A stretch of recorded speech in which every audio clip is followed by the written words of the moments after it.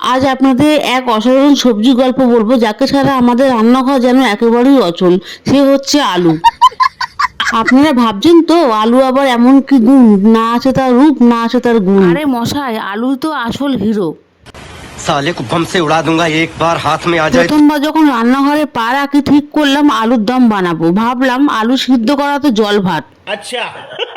সে কি ভয়ঙ্কর পরিণতি! যেই না আলু সিদ্ধ করতে দিলাম আর গেলাম অন্য কাজে, ফিরে এসে দেখি আলুগুলো সিদ্ধ হতে হতে নিজেদের অস্তিত্বই বিলীন করে দিয়েছে।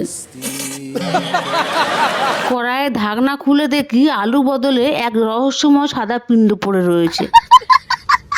আমি তো হার মানা পাত্র নই, পরদিন ঠিক করলাম আলু ভাজা বানাবোই। ওরে বাবা, সে তো আর এক কাণ্ড! তেল গরম করে আলু দিতেই ছ্যাঁট করে একটা আওয়াজ।